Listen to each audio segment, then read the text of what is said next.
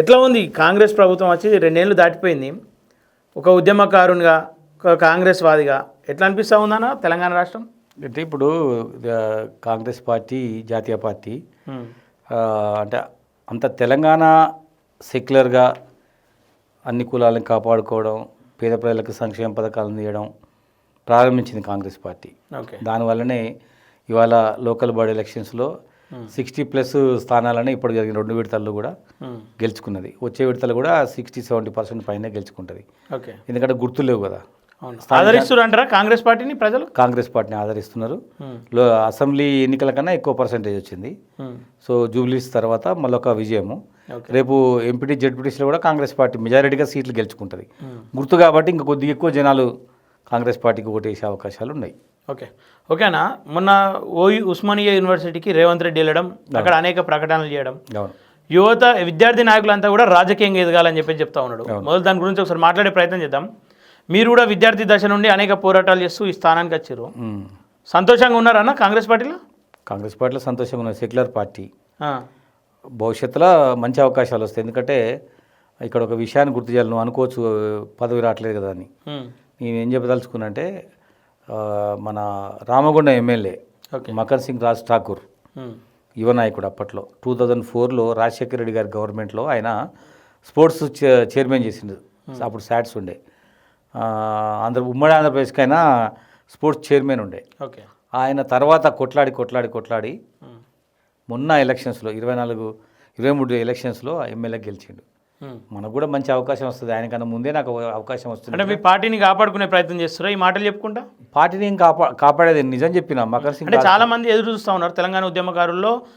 కోట scene అయితేనేమి, మీరైతేనేమి, ఇంకా అనేక మంది పేర్లు వస్తూ ఉన్నాయి. వీళ్ళంతా కూడా ఉస్మానియా వేదిక నుండి అనేక పోరాటాలు చేసి వచ్చారు.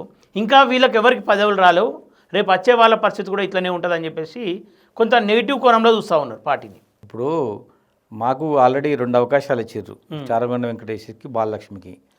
ఒక విడతలో 2వ విడత ఉన్నది. ఆ విడతలో ఎక్కువగా ఓయి విద్యార్థులు, తెలంగాణ ఉద్యమకారులు వస్తారు. ఖచ్చితంగా అవకాశం ఉంటుంది తెలంగాణలో. ఎందుకంటే తెలంగాణ రాష్ట్రం కాబట్టి తెలంగాణ ఉద్యమకారులకు సీఎం గారు ఎక్కువ అవకాశాలు ఇచ్చే అవకాశం ఉంది. సాధ్యమవుతుంది అంటారా? తప్పకుండా సాధ్యమవుతుంది. పోటీ బలంగా ఉంది. పోటీ చాలా ఉంది. కాంగ్రెస్ పార్టీ కదా పెద్ద పార్టీ. కాంగ్రెస్ పార్టీలో పదవులు లేకుండా 10 ఏళ్ల పాటు పార్టీని పట్టుకున్న వాళ్ళు ఉన్నారు. కొత్తగా వచ్చిన మీ అందరం ఉన్నాం. వీళ్ళందరినీ కలుపుకోవాలి, అందరిని మిక్స్ చేయాలి. మిక్స్ చేసి అందరికీ అవకాశాలు ఇవ్వాలి. ఇప్పటివరకు అయితే కాంగ్రెస్ పార్టీలో సీనియర్లకే అవకాశాలు వచ్చినాయి. ఇప్పుడు జూనియర్లకి, కొత్త వాళ్ళందరూ కూడా అవకాశాలు వస్తాయి. ఉస్మానియా వేదికగా 1000 కోట్లు వాళ్ళకు ప్రకటన చేయడం, దాని రూపురేఖలు మారుస్తా అని చెప్పేసి రేవంత్ రెడ్డి అనడం ఎట్లా అనిపించింది అన్న స్పీచ్? అంటే అప్పటికి ముందు 10 ఇయర్స్లో సీఎం కేసీఆర్, పాత సీఎం కేసీఆర్ దాన్ని పట్టించుకోలేదు. ₹1 లేదు. మామూలుగా ఇచ్చే ఇయర్ వైజ్గా ఇచ్చే బడ్జెటే ఉండేది. సో ఇప్పుడు ఏంటంటే అది తెలంగాణ ఉద్యమ కేంద్రం కాబట్టి రేవంత్ రెడ్డి గారికి దాన్ని కొద్దిగా బాగు చేయాలని ఉంది. ఎందుకంటే తెలంగాణ అక్కడి నుంచే ఏదైనా ఉద్యోగాలైనా ఉద్యమమైనా అక్కడికి వెళ్ళే ప్రారంభమవుతుంది.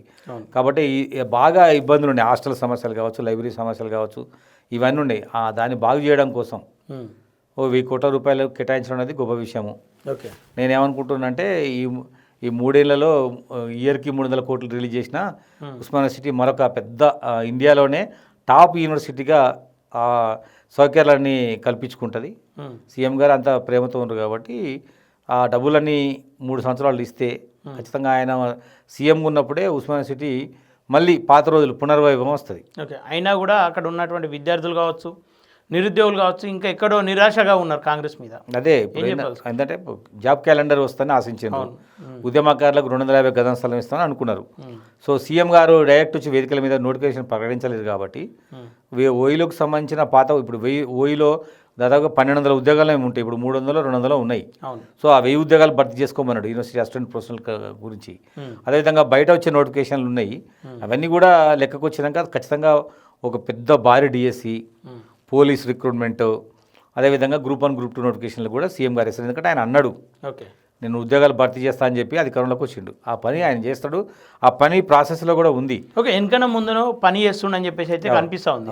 మరి ఎందుకని నిరుద్యోగులను మెప్పియలేకపోతా ఉంది? లేదు, ఇప్పుడు అది మొన్ననే ఉద్యోగాల భర్తీకి సంబంధించి 30-40 వేలు కంప్లీట్ అయిపోయినాయి కదా.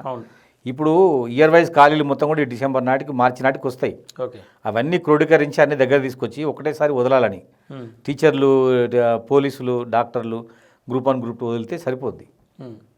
అంటే మొత్తం మీద విద్యార్థి వేదిక నుండి ఉస్మానియా వేదిక నుండి వచ్చినటువంటి మీలాంటి వాళ్ళకు పదవులు ఆశించవచ్చా? రేపు చూడొచ్చా మేము పదవులు? తప్పకుండా మేము ఖచ్చితంగా రాజకీయాలలోకి ఆ పదవులు చేపట్టాలని, ప్రజలకు నాయకత్వం వహించాలని, వాళ్ళ సమస్యలు పరిష్కారం చేయాలని మేము తెలంగాణ కోసం కొట్లాడినాం.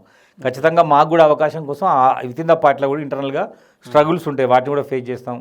మా వంతుగా ప్రయత్నం చేసి వాటిలో వచ్చేటట్టుగా చేసుకుంటాం. ఓకేనా?